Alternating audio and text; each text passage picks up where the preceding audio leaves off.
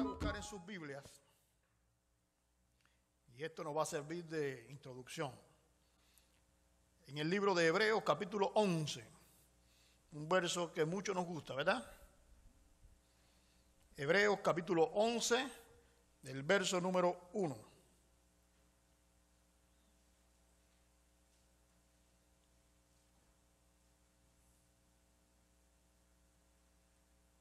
Amén.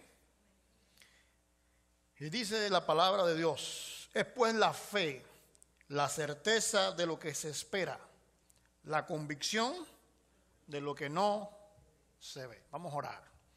Señor, te damos gracias una vez más por este tiempo. Gracias por permitirnos glorificar tu nombre. Para nosotros, Señor, no hay nada más importante en este mundo que darte la gloria a ti. Nosotros te reconocemos como nuestro soberano, te reconocemos como el dador de la vida, te reconocemos como toda la majestad existente y a donde único tiene sosiego el hombre. Te pedimos que tú bendigas este tiempo, enriquece nuestras vidas, que tu palabra fluya a nuestros corazones y que podamos reflexionar, que podamos comprometernos y sobre todas las cosas que podamos ser refrescados con tu palabra. Por eso, Padre, en el nombre que es sobre todo nombre, en el nombre de Jesús, tu pueblo dice amén. Y muchas veces cuando miramos la fe, en ocasiones la fe ha sido muy mal interpretada. Yo recuerdo que cuando era más adolescente, en una ocasión, imagínese usted una persona criado en un barrio que se llama El Cerro, allá en La Habana, y donde quiera que usted entraba había un coco, había una vela, había un racimo de plátano, una lengua con un cuchillo por fuera. ¿Te acuerdas de todas esas cosas? Yo creo que no era en El Cerro nada más. Entonces, cuando usted mira todo eso, hoy en día hay muchas personas levantándose y defendiendo el tema de la fe. Y la fe se ha convertido en aquello de creer algo. Todo el que crea en algo tiene fe. Todo el que proyecte su fe más allá de lo que puede ser la lógica o la realidad, pues eso es fe. Ahora, lo que el diablo ha estado tramando y tergiversando es precisamente que eso no es fe. La Biblia no le llama a eso fe. La Biblia le llama a eso fanatismo.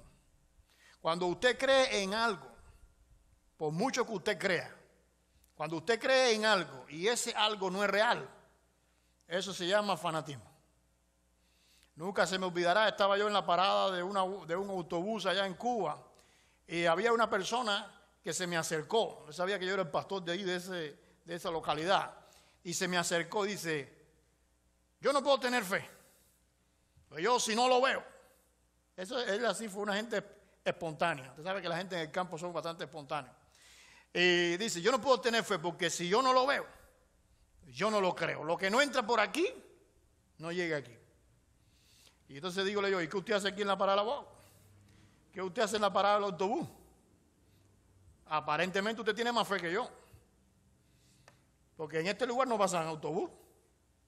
¿Y qué usted está aquí esperando? Si usted está esperando un autobús, entonces usted tiene más fe que yo. Ahora, la única diferencia es que yo estoy esperando aquí que Dios provea para yo irme. Usted está esperando que aparezca un autobús. Entonces, como la fe mía es real, porque yo estoy esperando en alguien que lo mande, usted está esperando ¿en quién? En que eso por sí solo aparezca. Entonces usted es fanático. Porque usted tiene puesto su creencia en algo que no existe, que no es real. Nadie va a buscar nada que no es real. Dice la Biblia: el que busca, encuentra. Ahora, no es el que busca, encuentra la fe. No, dice que el que busca, encuentra. ¿Y qué es lo que encuentra? Algo real. Entonces la fe no es creer en algo que simplemente no existe y que tú estás proyectando tu creencia en que hay que existir. Y entonces tenemos, inclusive, yo recuerdo que uno de aquellos grandes profetas, porque en este mundo de los tipos de estos creyentes extraños hay hasta profetas. Y dice uno de esos grandes profetas, tú nunca te vas a casar, tú no vas a tener familia, porque tú tienes dice que yo como tenía un espíritu, y tú tienes un espíritu que está muy fuerte, tú no vas, a ti no va a haber quien se te arrime. Qué lástima que esa persona murió. Haberle presentado una foto con mi esposa, mis niños, 20 años de matrimonio. Ahora, ¿dónde estaba eso que él creía? Yo quisiera que usted viera cómo ese hombre me habló con la certeza, la seguridad, aquello está así. Ahora, hoy queremos estar hablando de la fe real. La fe que enseña la Biblia. No la fe que nosotros nos imaginamos que es. No la fe que nosotros creemos que debe ser. La fe que la Biblia enseña. Dice el apóstol Pablo en una ocasión, todo lo tengo por basura. ¿Por amor de quién? Por amor a Cristo Jesús. Todo lo tengo por basura. Ahora, cuando usted está analizando las palabras de Pablo, dice, bueno, si todo Pablo lo tiene por basura, ¿qué es todo? No es todo lo que existe. Pues entonces, ¿cómo es que todo lo que existe lo tiene por basura? Por amor de Cristo, dice él.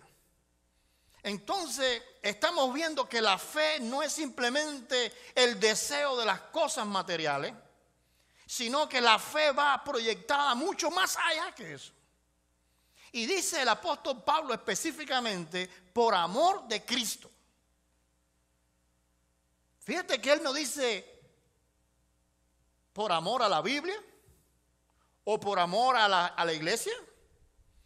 Él no dice por amor a las cosas buenas. Él dice específicamente por amor de Cristo. ¿Será que la fe descubierta por los primeros cristianos, incluyendo los apóstoles, era una fe en algo real, existente, claro, palpable, pero que simplemente estaba más allá de la realidad que nosotros creemos y vemos? ¿Será que todas estas cosas que están aquí y que tú estás mirando, que tú valoras, que tú tocas, que tú puedes oler, ver, simplemente son pasajeras? ¿Será que tal vez esas cosas son menos reales que aquellas que no se ven? Dice en otro lugar el apóstol Pablo, porque lo que se ve fue hecho de lo que no se ve. O sea que hay una realidad que está más allá de lo que no se ve. Yo les voy a invitar a buscar en el libro de Hechos capítulo 7. Hechos capítulo 7. Y vamos a leer el verso 44. Bueno, primero vamos a leer el verso número 2. Hechos capítulo 7, verso número 2.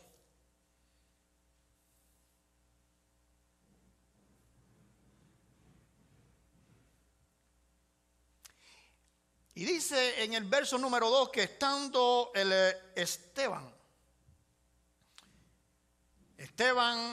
estaba en su juicio. Lo estaban sentenciando para condenarlo. Y cuando Esteban comienza su defensa, dice Esteban en el verso 2, varones, hermanos y padres, oíd. Y fíjate cómo él comienza su defensa. Dice, el Dios de este mundo. ¿Dice así? El Dios verdadero. ¿Dice así? Dice, el Dios de un lugar específico. No es el Dios que simplemente es Dios.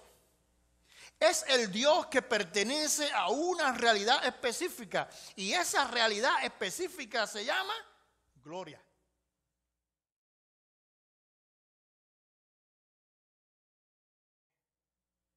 En esa gloria de Dios.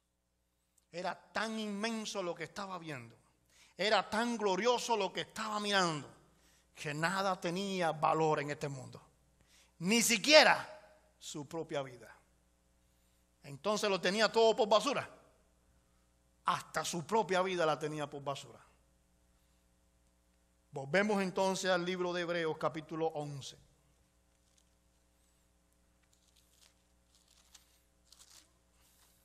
Hebreos capítulo 11. Nuevamente, verso número 13. Conforme a la fe murieron todos estos sin haber recibido lo prometido, sino mirándolo de lejos y creyéndolo y saludándolo y confesando que eran extranjeros y peregrinos sobre la tierra. Esteban tuvo la dicha de ver esa gloria, pero todos los hombres del Antiguo Testamento no vieron esa gloria. O sea, vieron esa gloria, pero nunca llegaron a alcanzar esa gloria. Nunca llegaron a vivir esa gloria. Versículo 14.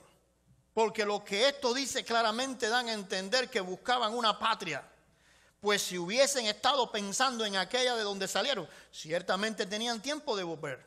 Pero anhelaban una mejor. ¿Cómo es esta?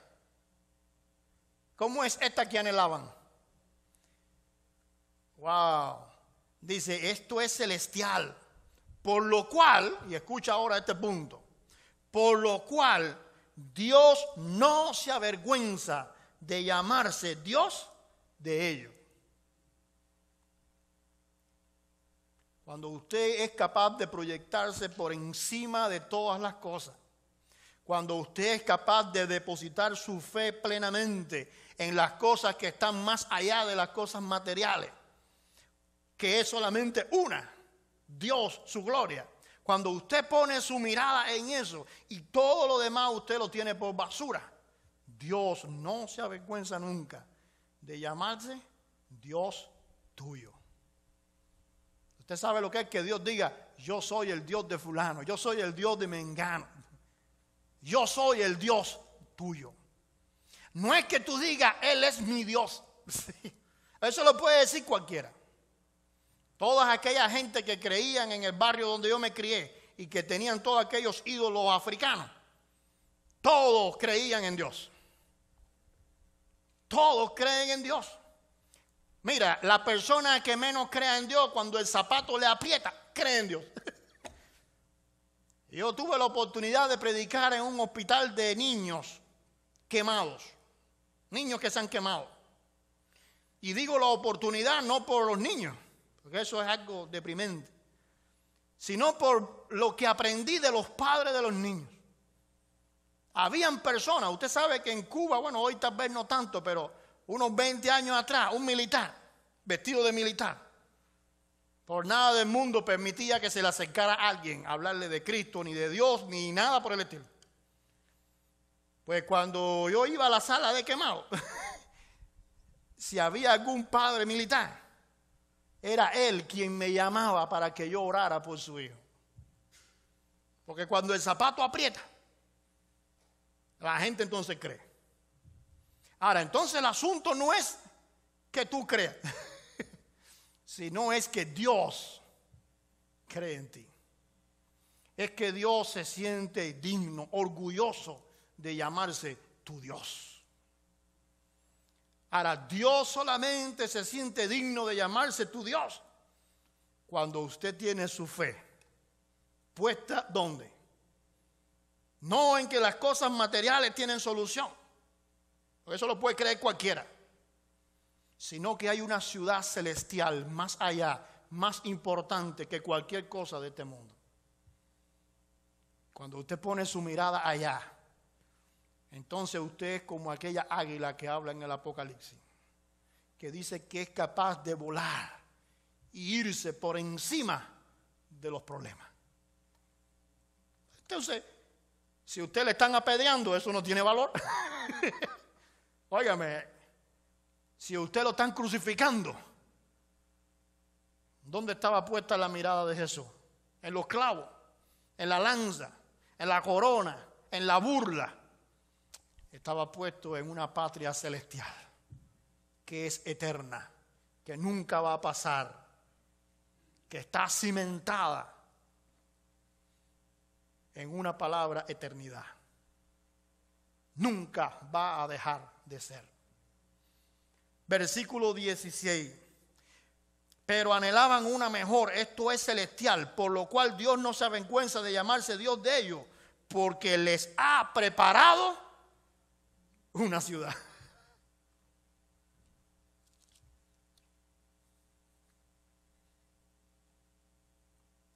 Versículo 36.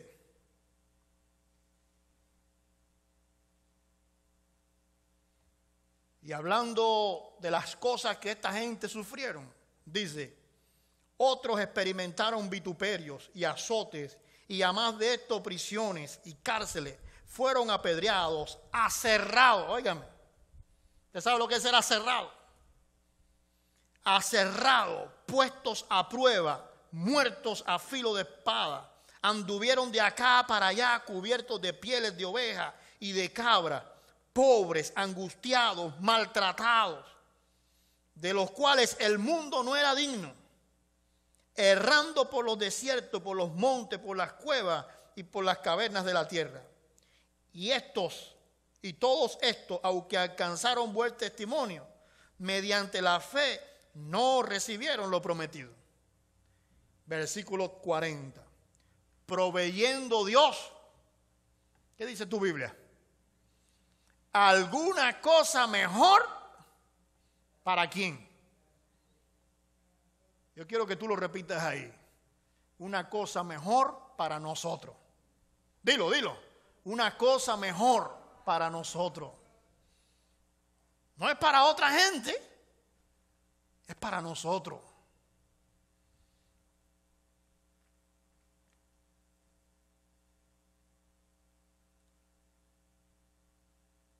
Proveyendo Dios alguna cosa mejor para nosotros, para que no fuesen ellos perfeccionados aparte de nosotros. Capítulo 12.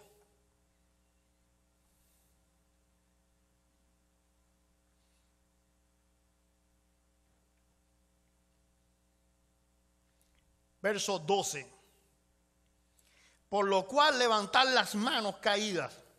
Usted sabe que a veces se nos caen las manos. Usted sabe que a veces nos desanimamos.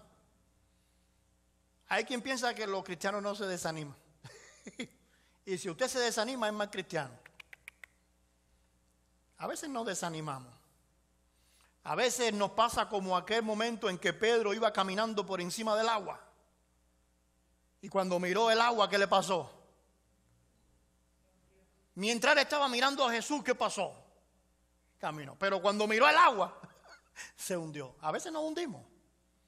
Porque a veces las cosas de este mundo, el diablo quiere convencernos que son más reales que las espirituales. Y a veces no lo creemos. Él es un artista para eso.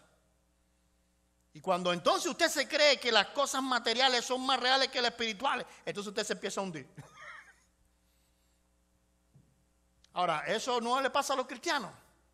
Si no le pasara a los cristianos, no estuviera aquí en este libro de la Biblia escrito a los cristianos. A veces nos pasa, a veces nos hundimos. Pero el apóstol que escribe esta carta lo que quiere es que en vez de hundirnos, nos salgamos del agua. Porque es verdad que Pedro se hundió, ¿verdad? Pero la Biblia no dice que Jesús lo cargó para virarlo a la barca. La Biblia dice eso. La Biblia dice que lo cargó. La Biblia dice que Jesús le dio la mano y él salió del agua. ¿Y cómo regresó? ¿Cómo regresó a la barca? Tiene que haber regresado caminando. ¿De qué otra forma va a regresar si él lo saca del agua? Entonces quiere decir que muchas veces podemos hundirnos un poquito, pero tenemos que tener nuestra mirada retándonos a ir y mirar las cosas celestiales. Verso 12, por lo cual levantar las manos caídas y las rodillas paralizadas. A veces no oramos, ¿verdad?, lo suficiente. Porque las cosas del mundo nos han convencido que son mucho más que las espirituales. Y a veces decimos, ay, es que no tenemos tiempo. Claro, le hemos quitado el tiempo a las cosas de Dios para dársela a las cosas materiales, porque las cosas materiales nos han convencido de que ellas son más importantes. Y entonces no tenemos tiempo para las cosas espirituales. Dice, levantar las manos caídas y las rodillas paralizadas. Pon activa tu rodilla. Clama al Señor. Sigue buscando a Dios. Saca tiempo para Dios. Saca tiempo de lo imposible. Porque en ese tiempo con Dios es donde usted se va a acercar a esa patria celestial. Y haced sendas derechas para vuestros pies, para que lo cojo no se salga del camino, sino que sea, ¿qué cosa? Wow, cuando usted dedica tiempo al Señor, usted empieza a salir del agua. Usted no siente las piedras que están chocando. Usted tiene su mirada puesta ¿en quién? En el autor y en el consumador de la fe. Verso 17. Porque ya sabéis que aún después, deseando heredar la herencia, hablando de Esaú y su primogenitura, de heredar la bendición, fue desechado y no hubo oportunidad para el arrepentimiento, aunque la procuraba con lágrimas. Porque no os habéis acercado al monte que se podía palpar. Mucha gente dice, ¿a dónde nosotros venimos el domingo? ¿A dónde usted viene el domingo? A la iglesia, ¿verdad? ¿Y qué cosa es la iglesia? ¿Esto qué cosa es? El lugar que tú puedes palpar, ¿verdad? ¿No se puede palpar? Toca ahí el banco que está delante. ¿Se toca o no se toca? Ese es el lugar que se puede palpar. Cuando usted le da un abrazo a un hermano, ese es el lugar que se puede palpar. Cuando usted ve la iglesia llena, usted se anima, la iglesia está llena. ¿Por qué? Porque esas son las cosas que tú puedes palpar. Pero cuando usted está proyectado en las cosas espirituales, usted se da cuenta que usted no se acercó a este lugar. Usted no se acercó a las 4 columnas. Dice, porque no os habéis acercado al monte que se podía palpar y que ardía en el fuego, en la oscuridad, a las tinieblas y a la tempestad, al sonido de la trompeta y a la voz que hablaba. Este lugar con sus 4 paredes tiene menos valor que el tabernáculo de Dios. ¿Usted sabía eso? Tiene menos valor que el templo de Jerusalén. ¿Usted sabía eso? La edificación, la estructura que más valor tiene en la historia de la humanidad es la tienda del tabernáculo y el templo de Jerusalén. ¿Cuál de los dos existe hoy? ¿Existe alguno?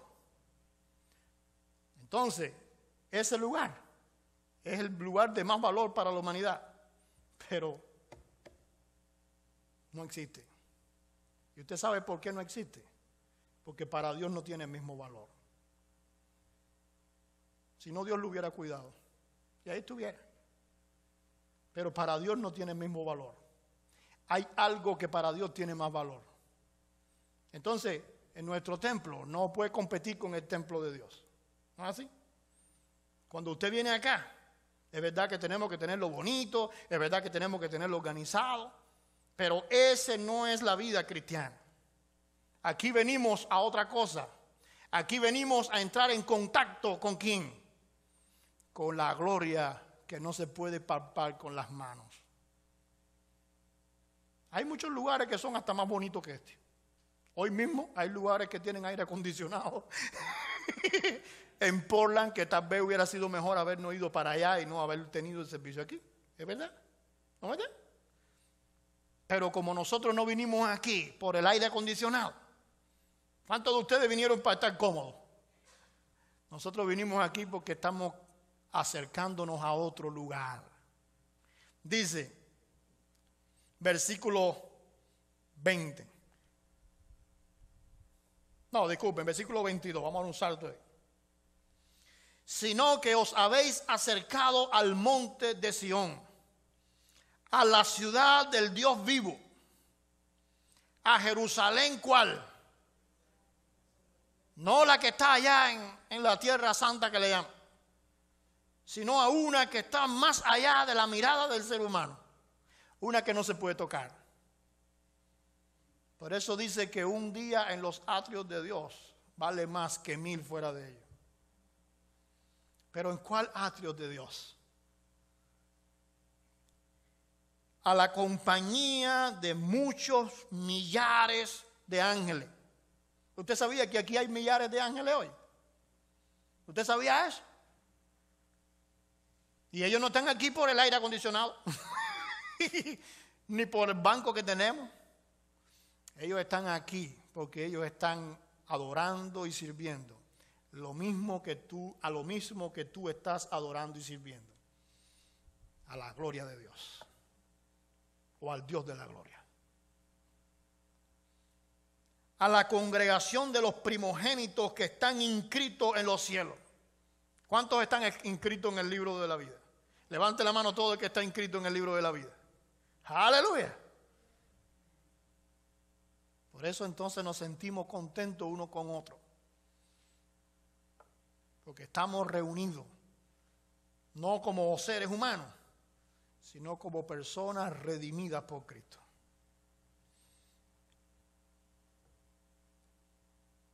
A Dios el juez de todo, a los espíritus de los justos hechos perfectos, a Jesús el mediador del nuevo pacto y a la sangre rociada que habla más que la de Abel.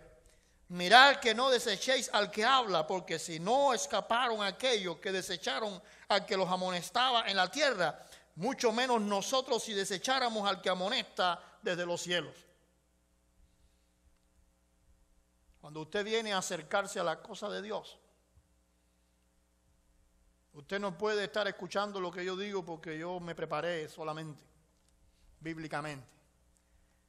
Usted tiene que estar buscando lo que Dios quiere que decirle a usted. Yo no me puedo meter en la mente y en el corazón de cada uno. Es imposible. A veces alguien viene y me cuenta un problema. Y a veces el problema que me está contando no es el problema más importante de su vida. Es el que decidió contarme. Pero si usted viene aquí esperando que Dios le hable, dale primero las gracias a Él, porque puedes venir a escucharle. Pero segundo, abre tu corazón para que lo que Él tenga que decirte, te lo diga. No cierres tu oído, no cierres tu corazón, porque yo puedo ser desechado. ¿Usted sabía que mañana me pueden botar de aquí de Montavila? O me puedo ir yo también. Eso puede pasar mañana. Pero Dios no puede ser botado. Dios no puede ser desechado. Tenemos que estar nosotros deseosos de amar y querer eso que está más allá. Versículo 27. Versículo 26. La voz del cual conmovió entonces la tierra, pero ahora ha prometido diciendo, aún una vez y conmoveré no solamente la tierra, sino también el cielo. Dios va a remover, Dios va a destruir. Todo esto que existe va a terminar. No porque el sol se va a apagar, ni porque un satélite va a chocar. Mira, no le hagas caso a nada de eso. Todo eso es mentira, eso no va a pasar. Eso no va a pasar, eso es para mantenerte entretenido. Ni porque vengan extraterrestres, eso no va a pasar. Este mundo va a dejar de existir. Porque el Dios que tiene control sobre este mundo dice que este mundo es pasajero y que hay un mundo mejor más allá. Y ese mundo que es mejor más allá, este tiene que desaparecer para que ese permanezca solo y único para siempre. Si usted quiere quedarse en ese es su problema. Pero todo el que sea inteligente va a quererse ir para el otro mundo. Tesalonicense. Segunda de Tesalonicense. Disculpen, primera de Tesalonicense.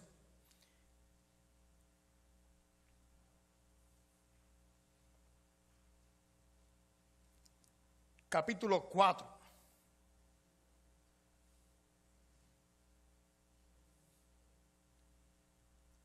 Dice segunda de Tesalonicenses capítulo 4 a partir del verso 13.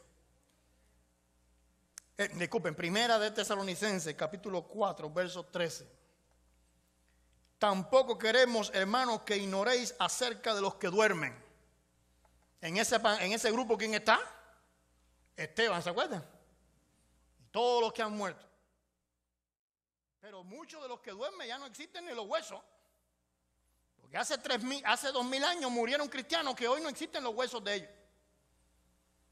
Entonces, pero mucha gente está pensando que cuando resuciten de los muertos, lo que va a resucitar es lo mismo, así como nosotros, ¿ves?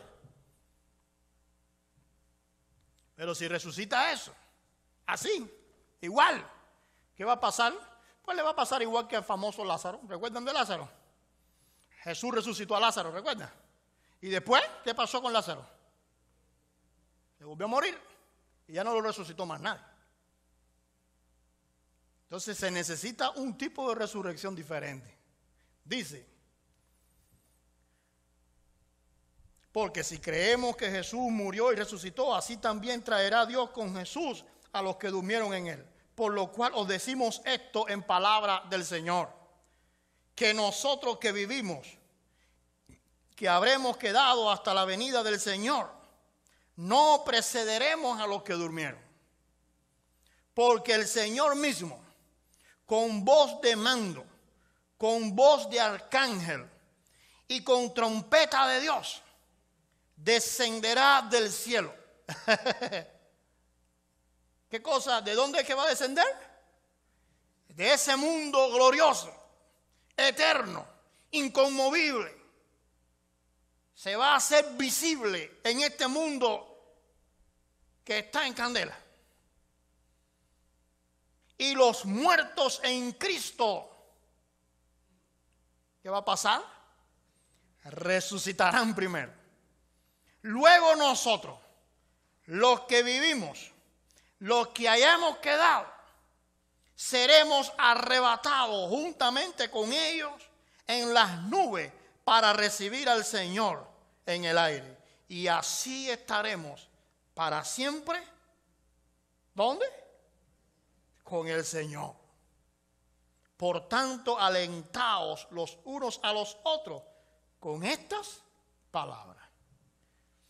Óigame, toda esa gente, todos esos cristianos, todas esas personas que han sido salvas por la gracia de Dios, van a resucitar. Y nosotros, el Señor nos va a llevar con ellos. Y dice que vamos a ser transformados. Vamos a ser cambiados. Y lo que antes era corruptible, lo que antes iba a dejar de existir, ahora va a ser eterno. ¿Ustedes recuerdan cuando Jesús resucitó? ¿Recuerdan cuando Jesús resucitó?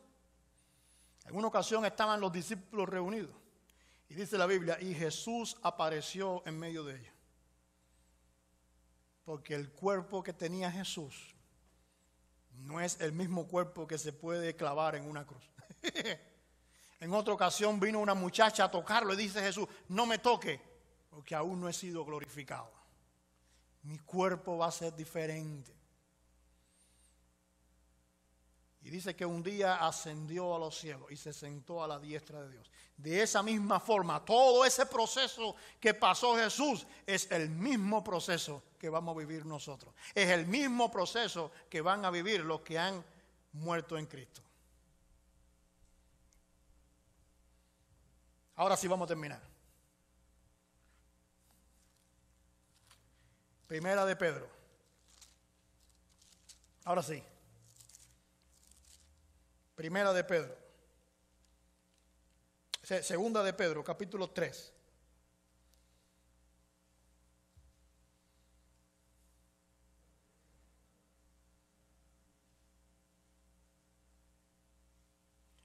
Capítulo 3, verso 10. Dice, pero el día del Señor vendrá como ladrón en la noche. ¿No es así? En el cual los cielos, ¿qué dice ahí? ¿Qué dice tu palabra? Dice la palabra que tiene ahí. En el cual los cielos, ¿qué va a pasar? Pasarán. ¿Cómo van a pasar? con grande estruendo, y los elementos, usted sabe lo que son los elementos, todas las partículas que forman los cielos. Y cuando hablamos de cielo, no estamos hablando de las nubes, estamos hablando de toda la materia, tierra, cielo, aire, todo lo que existe materialmente.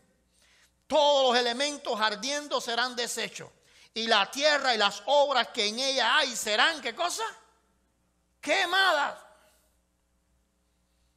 Puesto que todas estas cosas han de ser deshechas, ¿cómo no debéis vosotros andar en santa y piadosa manera de vivir?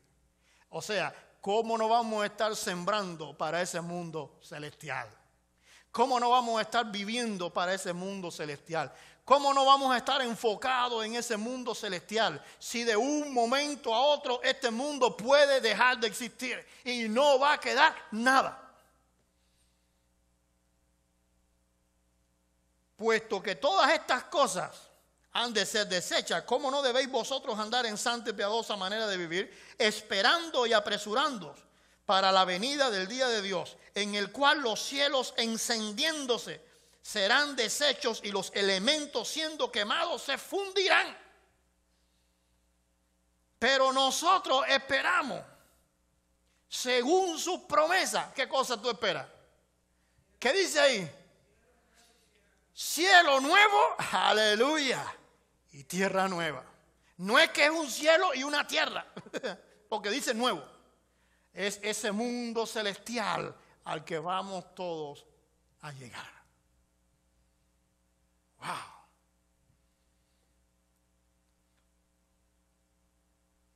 En los cuales mora la justicia.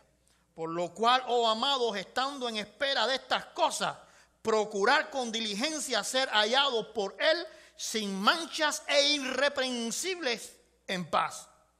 Y tened entendido que la paciencia de nuestro Señor es para salvación. Si este mundo no se ha acabado hoy, ¿usted sabe que este mundo puede acabarse hoy? Ahora, pum, ya. ¿Usted sabe por qué no se ha acabado hoy? Por la misericordia de Dios. Porque Dios quiere que uno más acepte que hay una gloria mayor, que hay un Dios eterno que nos ama, que hay un Dios que es capaz de dar a su único hijo para que todo el que crea en Él no se pierda en esa quemazón. Y tened entendido que la paciencia de nuestro Señor es para salvación, como también nuestro amado hermano Pablo, según la sabiduría que le ha sido dada, os ha escrito en casi todas sus epístolas, hablando en ellas de estas cosas, entre las cuales hay algunas difíciles. ¿Por qué son difíciles de entender? Porque usted tiene que proyectarse con fe hacia esas cosas. Si usted se proyecta con lógica, no llega nunca. La lógica te va a alar a este mundo. La lógica te va a alar a las cosas materiales. La fe te va a llevar a las cosas espirituales. Versículo 17. Así que vosotros, oh amados, sabiendo de antemano, guardaos, no sea que arrastrados por el error de los inicuos, caigáis de vuestra firmeza. Antes bien, creced en la gracia y el conocimiento ¿de quién? De nuestro Señor, de las cosas de Dios, de las cosas en las que Dios es soberano, de las cosas que son eternas, de las cosas que no van a terminar nunca, de las cosas que son más allá que las que presenta este mundo, de las cosas que simplemente vamos a vivir y disfrutar para siempre. Gracias una vez más al Señor, ¿verdad? Por permitirnos caminar por su palabra. Pero dice que la palabra de Dios es una palabra, es viva y es eficaz. Pero es viva y eficaz ¿para qué? Para penetrar en nuestra alma, en nuestros tuétanos, en nuestra conciencia, llegar hasta lo más profundo de lo que somos y levantarnos a esa realidad espiritual. ¿Cuántos de los que están aquí creen en esa realidad espiritual? ¿Cuántos están convencidos que es lo mejor? Dios les bendiga. Y el deseo que tenemos hoy es que podamos caminar en función de esa realidad. Les voy a invitar a ser puestos de pie y vamos a orar.